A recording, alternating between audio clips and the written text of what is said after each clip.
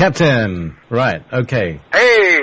How What's you doing? up, Commander? How are you? I'm okay. Better now that I'm talking to you. Yeah, it's great to hear from you. And you see, the first time you call, and I try to accept the call, it doesn't take the number 5. You know, it says press 5. It doesn't do it. So I have to wait until you call back. So we're now on the air on Revolution Radio and Wolf Spirit Radio. I read your missive this afternoon. Thanks for that. You and Melissa are certainly going through the mill, and so please. Oh, Mr. Rowe has just joined the call as well. Oh, hey, Mr. Rowe, how you doing, brother? Okay, I guess not. All right, I'll start talking if you guys have any questions. And so since you've already read the whole thing about the riot over there, which is interesting, you know, they also have Jared from Subway over there. I guess 35% of the Chomo population in the federal system is all over there. So yeah, it was 12 days it was hell week basically, 12 days of hell. Although those guys eat like kings, man. I mean, you know, the food fight we had to clean up. They got 2 giant pieces of fried chicken and mashed potatoes, and I'm like, man, how can these guys riot when they're eating this good? But yeah, the first day, 10 to 12 hours of making 3,650 lunches really sucked. Couple of things, couple of favors. Number one, if Sydney still listens to the show, I'm hoping he's still alive and okay. Oh, and I just want to send. Yes. I did talk to Sydney. He is still listening, and so yes, so he's still out there.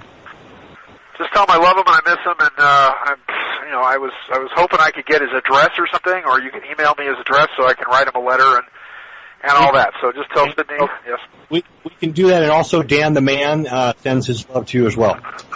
That was the other person I was going to ask about. Was Dan the Man? Again, if you give me addresses and emails, I'm writing letters every day. Anybody that wants to contact me here at P.O. Box 24549, Tucson, Arizona 85734. That's just Sean Morton. And just to the P.O. Box here, I write. This call is from a federal prison. So you'll get cards and letters and appreciations. A couple of things also. Susan Shumsky was kind enough to send me her new book, and it's fantastic. It's called The Maharishi and Me. And even though she wasn't there at the time, but she was the personal assistant to the Maharishi Mahesh Yogi for, I think, 27 years or something like that. But she describes all the stuff with the Beatles and the Maharishi and, all the stuff that went on in Rishikesh. And the book it's fantastically written. It's really good. So go to Susan Shumsky, DivineRevelations.com, I think it is. And her book, Maharishi and Me, is really a cut above. And it's the inside scoop on one of the formations of one of the great spiritual movements, really, of the 20th century. So there's that. Sure. Okay, let me just get on to the news. Yes, sir.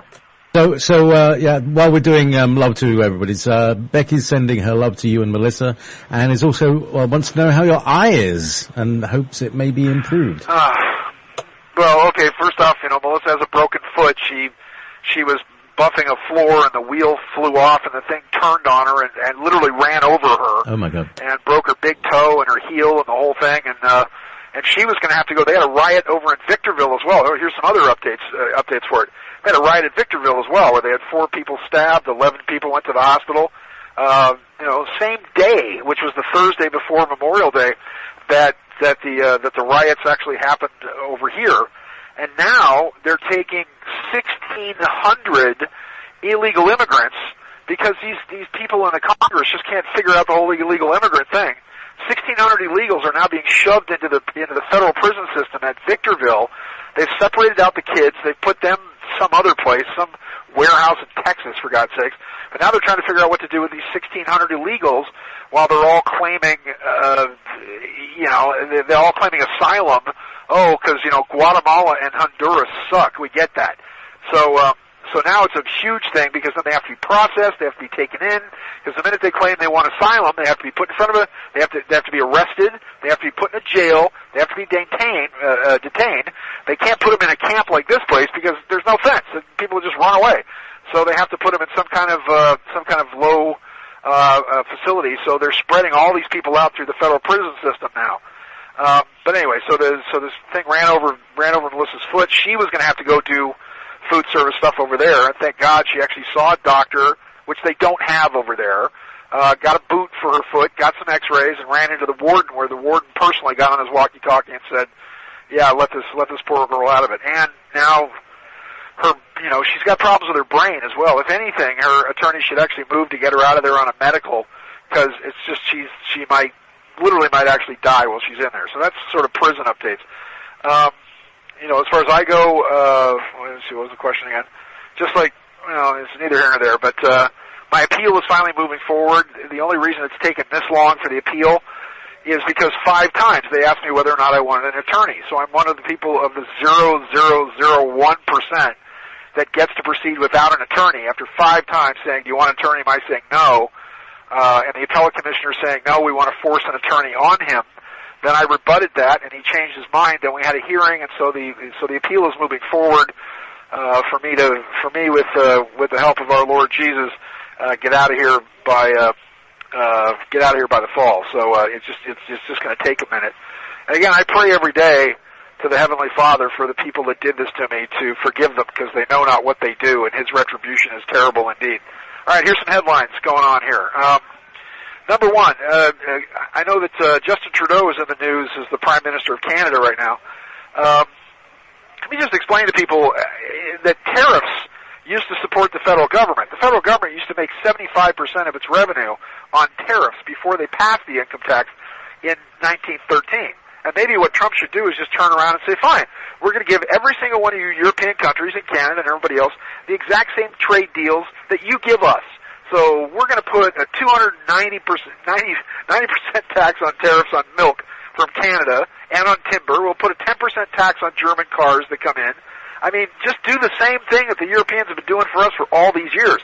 And remember, all of Europe, the entire European economy is only about the entire GDP of the United States is, wow, it's going up now, but it's about 17.5 trillion or so, whereas all of Europe is about 16.5 trillion.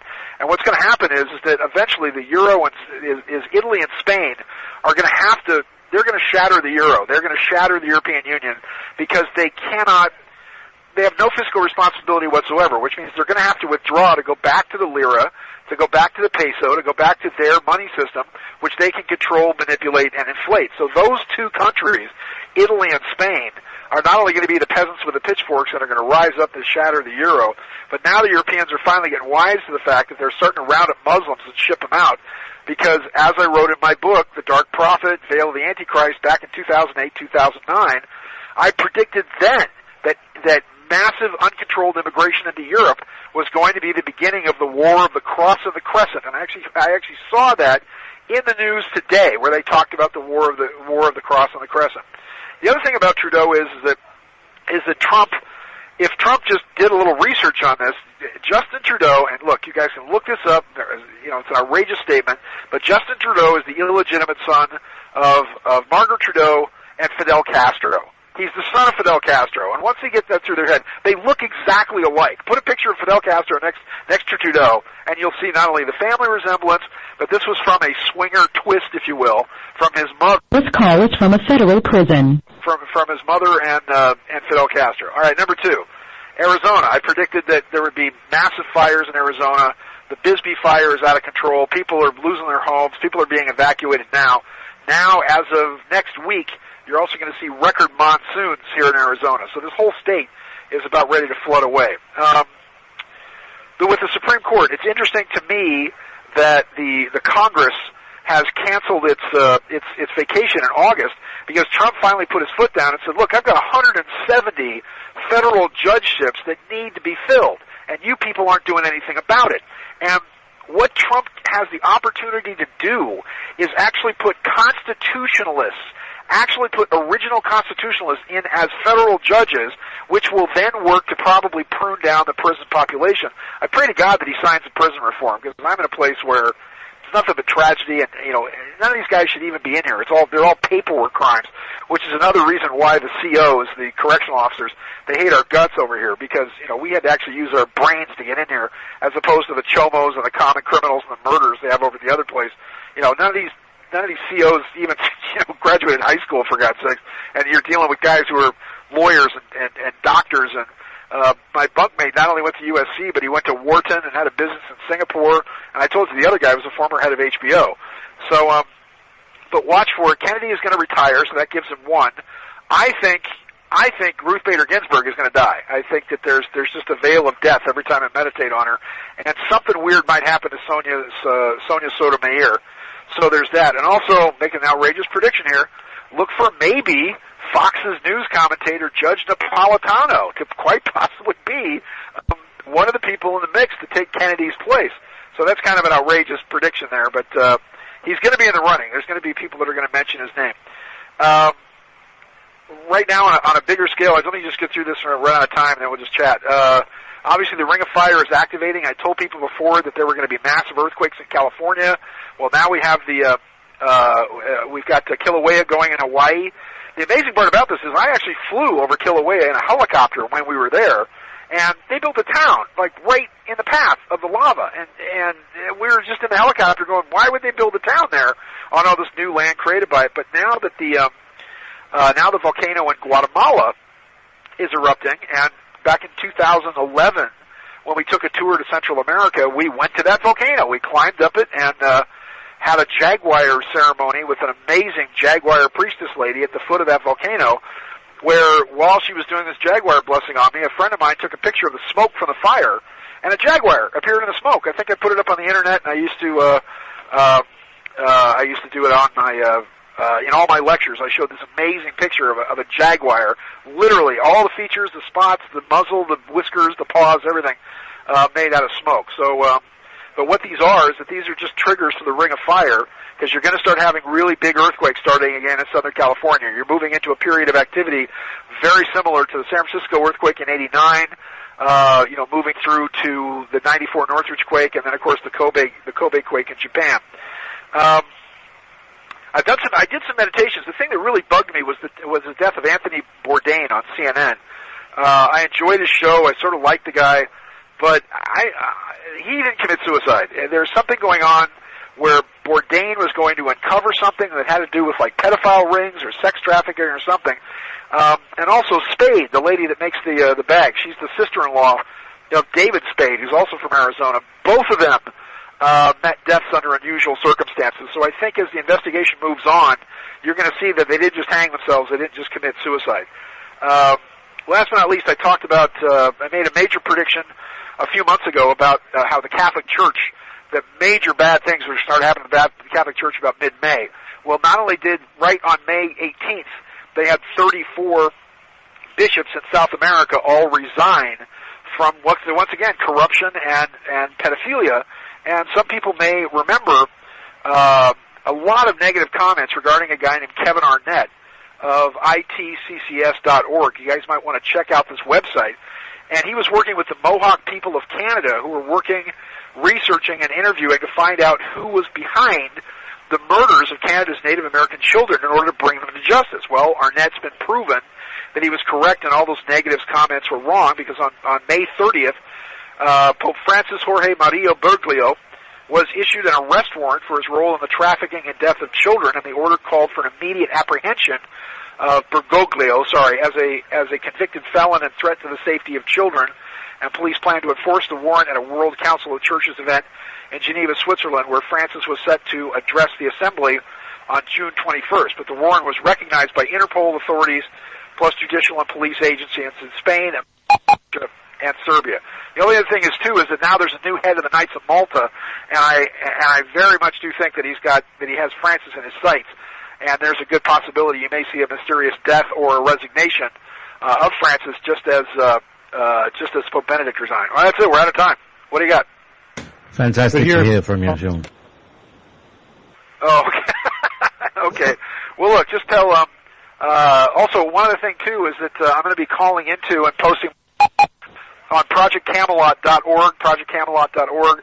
I just want to say hi to Dan the Man, hi to Mr. Rowe, hi to Mike Ringley and Nighthawk and everybody at Revolution Radio. Just tell them I love them and I miss them. And I should be out of here before the summer's over. So God bless you. Please pray for me. And I'll be asking for some help with to support my financial people from the appeal. All right? So we got to go. Okay, we'll put this up on YouTube as soon as we can. Okay, God bless you. All right, guys. Thanks, man. I hope, Jeremy, I hope you're helping.